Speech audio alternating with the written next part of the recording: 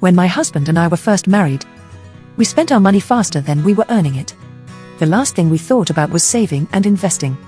Our money habits and what we spent it on changed as our family grew. We no longer spend money that is not in our checking accounts. We are now more aware of our spending habits and are making plans for the future to increase our net worth. Hello, and welcome back to my channel. My name is Melissa, and in this video, I'll share my list of the 15 things we use to spend money that we don't anymore. I want to emphasize that if you currently spend money on any of these items, this is not meant to shame you in any way. This is simply a list of things we've spent money on in the past and things we needed to confront in order to begin our journey to financial independence. Number 1. Takeout. The first one I'll mention is obvious, but eating out or ordering takeout. This was the first thing we removed from our budget. This seems to be at the top of everyone's list when it comes to saving money because, well, it adds up quickly. But, because we had to do it ourselves, I know it's a difficult habit to break.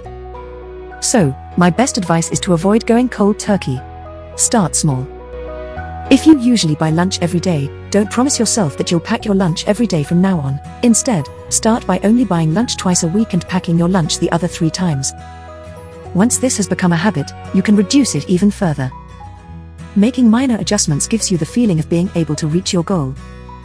Number 2. Makeup and accessories. I no longer buy more cosmetics or accessories, such as jewelry. When I was in my 20s, I would stock up on high-end bronzers, eyeshadows, blushes, and lip glosses, then accessorize with jewelry to complete the look. I had quite a collection, but I found that I didn't utilize the majority of them very often. To the same basic facial products that I found to be the most effective, and I honestly removed all jewelry, accessories, and trendy shoes from my closet. As I grew older, I realized that I was more comfortable with myself and didn't need as much makeup to feel and look my best. So removing a lot of these unnecessary accessories and extra cosmetics from my life has been a win scenario. Number 3. Purchasing on credit cards. We no longer make purchases on credit cards without paying them off right away. Yes, we still have credit cards in the house, and we use them to make secure online purchases or to earn points. Credit cards, on the other hand, can give you the impression that you have more money than you actually do. When you don't see money moving out of your bank account, it doesn't necessarily feel like you're spending it. When we first started paying attention to our budget, we tried to stick to utilizing cash as much as possible because it provided us a much better understanding of how much money we had and how much we were spending. We stopped justifying large purchases on credit cards by claiming that we would pay it off with our next paycheck, and instead made sure that we waited until we had the actual cash for the item before purchasing it. Number 4. Expensive gym memberships. We no longer spend money on our expensive gym memberships. I am an active gym member and I used to go to the most expensive gym in our area. It was the biggest gym in town, complete with classes, a pool, a smoothie bar, and everything else. You name it, this gym had it. However, I was spending upwards of $200 each month and realized that I wasn't taking advantage of all of the amenities. I go to the gym on my lunch break because I am a mom and spent the mornings and evenings with my kids. This left me with just under an hour to spend in the gym, doing some cardio and strength training. As a result, I switched gyms to Planet Fitness, where my monthly membership fee was less than $20 a month and I could use all of the same equipment. Therefore, I'm saving $180 every month. Number 5. Name brand fashion. We no longer purchase name brand clothing. This relates to my earlier statement that as you become older, you become more comfortable with yourself. However, in my late teens and early 20s, I felt compelled to dress in all designer labels in order to fit in. I'd spend my entire paycheck on shoes, handbags, and all the most up-to-date designer clothing. Now that we've learned our lesson, we don't need the name brand status when it comes to clothing. Why spend the extra money if I can obtain the same shirt without the brand logo for half the price? Don't get me wrong, I value quality. If I have to spend a little more money on a nice pair of shoes that will last, I will do so rather than saving money on shoes that will rip in a few months. In the long term, this will save you money. Number 6. Souvenirs. When we travel, we no longer buy souvenirs. Our family enjoys going on vacations and creating memories. I always felt compelled to purchase a memento in order to remember how wonderful the trip. When we returned home, though, the treasures were tucked away in a drawer or closet, never to be seen again. Therefore, We would take more pictures to commemorate our trip, which would be better at preserving our memories than any souvenir we could buy. Number 7. Sale items. The next thing we don't buy are products on sale. When it comes to sales, you get the impression that you are saving money. If you're out shopping for a pair of shoes and come across a purse marked down from $200 to $100, you could say to yourself, wow, this is a terrific price, 50% off. So you buy it and go on to browse for shoes, happy with your purchase because you just saved $100. However, you actually just spent $100 that you had not intended to spend. Just because something is on sale does not mean you will save money on it. As a result, we try not to be influenced by sales of items that we had no intention of purchasing. Now, if we saw 2 pairs of shoes that we liked and one of them was on sale for 50% off, we would certainly buy that pair. When it comes to purchasing items, we all want a good bargain and will look around for the greatest price. However, it must be for products that we had planned to purchase. Number 8. Beauty treatments. Expensive hair and beauty treatments are another item I no longer spend money on. I used to get eyelash extensions, have my nails done every couple of weeks, and have my hair done every 6 weeks. These treatments totaled up over the course of the year. It also took time, something I didn't have much of after having children. As a result, I'd end up pushing the intervals between appointments further apart. I thought it was too much upkeep and that I didn't need to continue with the majority of them. I mean, I do treat myself now and again, but it's not something I do on a regular basis. Number 9. Bottled drinks. Another thing we've quit buying nearly entirely is bottled beverages, such as soda, bottled water, and/or juice. Not only is it beneficial to our wallets, but it is also beneficial to the environment.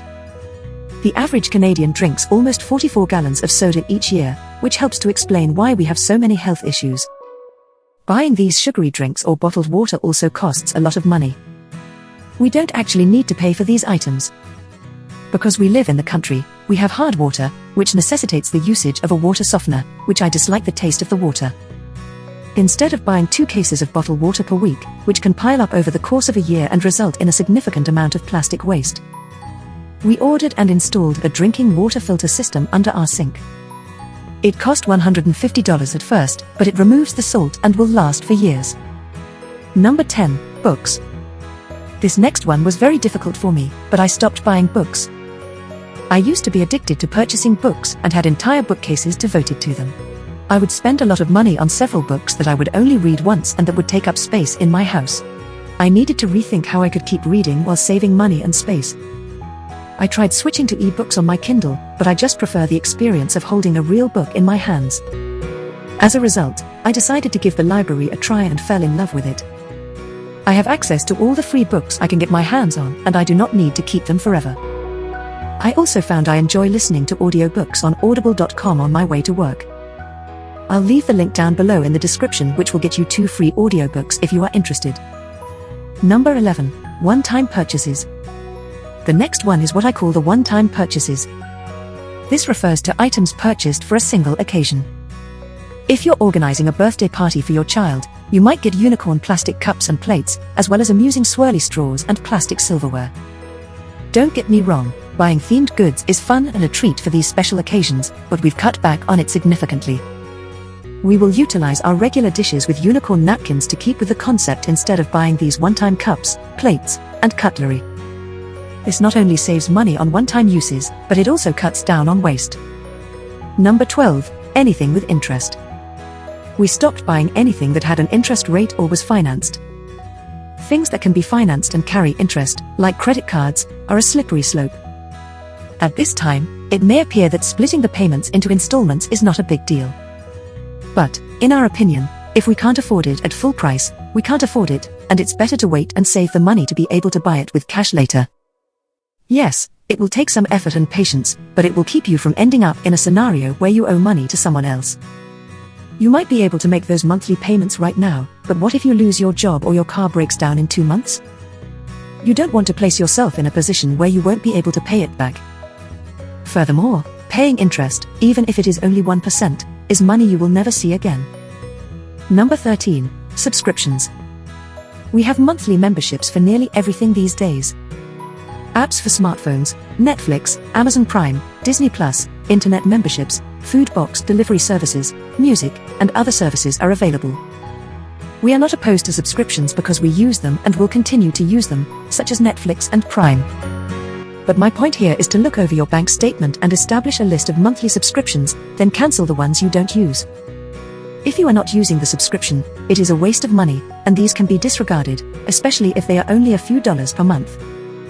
However, if you have a few of them every month, it may easily add up to $20, $30, or $50, which can result in a substantial annual savings for subscriptions you aren't utilizing anyway.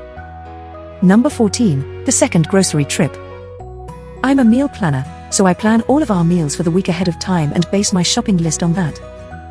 When done right, this saves us a lot of money because I only have to go to the store once a week. The largest drain on our shopping budget is what I refer to as the second grocery trip.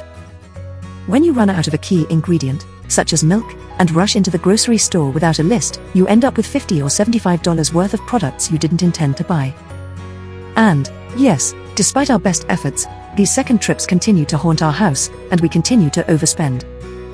As a result, I make every effort to avoid making the second trip because I am well aware of how much it might add up to. Number 15, other people's expectations. The last thing we cut back on was other people's expectations. We've all done things in the past only to satisfy the expectations of others. Whether we bought a really cute dress for a wedding to impress old college friends we hadn't seen in years. Perhaps your spouse purchased a new ATV because he didn't want to be left out after a few of his friends did. Yes, this is a true story. We might also invest money in attempting to replicate what we saw on social media. We've all been guilty of this type of spending at some point in our lives, and there's no shame in it. In fact, we'll probably do it again because it's so easy to fall into this trap, but the goal is to attempt to minimize it. We discovered that being open and honest with ourselves is the greatest approach to avoid this. It is beneficial to discuss it with your spouse or a friend.